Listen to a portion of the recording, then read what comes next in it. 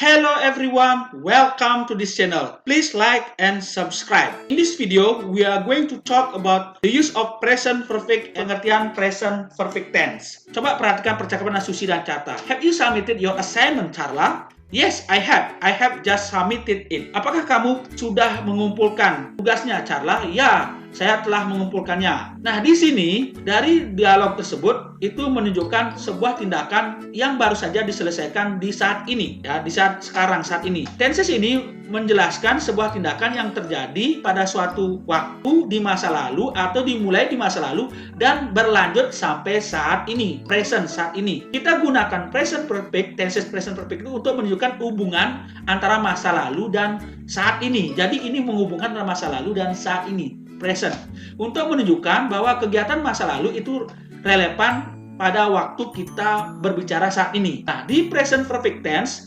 situasi itu masih berlanjut atau ada sampai saat ini. Itulah kenapa kita gunakan present perfect tense. Present perfect tense adalah suatu tenses yang menggambarkan suatu kejadian yang terjadi sebelum satu spesifik waktu di masa lalu, tetapi masih berlanjut sampai sekarang. Tenses ini terdiri dari gabungan aspek perfect dan bingkai waktu present. Nah, seperti itu. Tenses ini juga bisa menggambarkan suatu kejadian yang dimulai dan berakhir di masa lalu, tapi efeknya masih dirasakan sampai sekarang.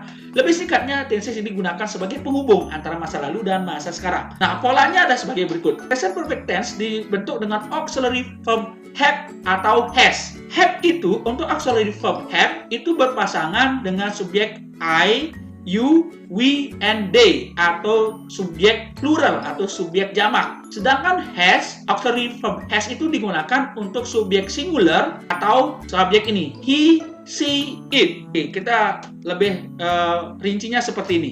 Untuk kalimat positif, bentuk present perfect tense itu I, you, we, they itu menggunakan auxiliary verb have tambah kata kerja ketiga. They have lived in Jakarta for long time. Oke. Kemudian he, she, it, dan subjek tunggal lainnya, dia menggunakan has, tambah kata kerja ketiga. Oke, he has. Kita tidak boleh menggunakan have di sini, tapi he has, karena he itu subjek tunggal atau singular. He has learned English for 1 year. Negatifnya, kita gunakan aja not. Tambahkan aja not di setelah auxiliary verb-nya. Contoh ini, I, you, we, they, plus have, plus not, plus verb 3. He, she, it, plus has, plus not, plus verb 3. Contohnya ini, they have not lived in Jakarta for a long time. He has not learned English for 1 year. Bentuk pertanyaannya, have I, you, we, they, plus verb 3. Contohnya ini, have they lived in Jakarta for a long time? Apakah mereka telah tinggal di Jakarta untuk waktu yang lama? Atau jika subjeknya tunggal, he, she, it, atau subjek tunggal lainnya, pakai has. Has plus he atau she atau it plus kata kerja ketiga atau past participle. Contohnya ini, has he learned English for 1 year?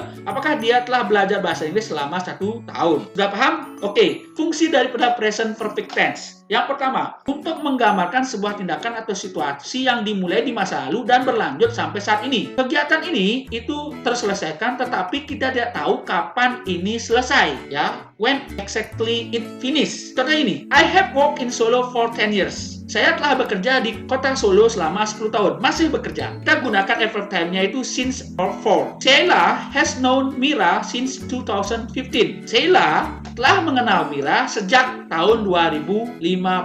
Oke, adverb of time-nya since and for, sejak atau selama. Fungsi kedua, untuk menjelaskan sebuah kata waktu yang tidak terselesaikan, di mana periode waktu tersebut masih berlanjut. Contohnya begini, I have seen Ferry this week. Saya belum bertemu dengan Ferry minggu ini. Keterangan waktunya today, this week, this month, this year. I haven't seen Ferry this week. Saya belum bertemu Ferry minggu ini. Paham kan? Oke, fungsi ketiga, untuk menjelaskan sebuah tindakan yang berulang-ulang di masa lalu dan ini kemungkinan terjadi lagi. Nah, contoh ini, I have read this novel twice. Saya telah membaca novel ini 2 kali. Harry has had dinner at the restaurant for many times. Harry telah makan malam di restoran itu selama berapa kali? Keterangan waktunya twice and many times. Berulang-ulang dia. Fungsi selanjutnya, untuk menjelaskan sebuah tindakan yang saat ini selesai. That recently finished. Lydia has just arrived. Lydia baru saja nyampai. Ewe baru saja menyelesaikan tugasnya. Jadi adverb of time-nya adalah just, already, recently, dan yet. Nah, fungsi selanjutnya to describe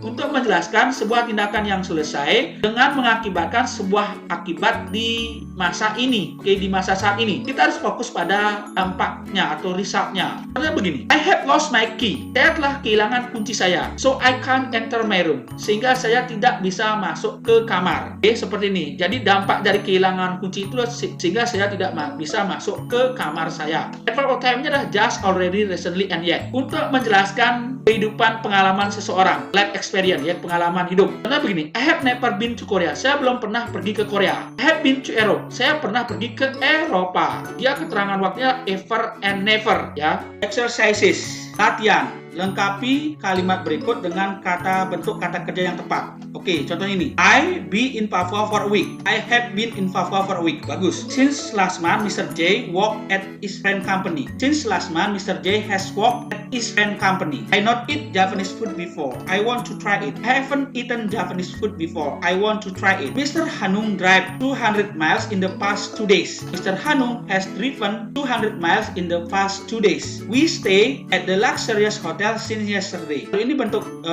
present perfect-nya adalah we have stayed at the luxurious hotel since yesterday. This is the references for our lesson today. Thank you for your attention. Bye.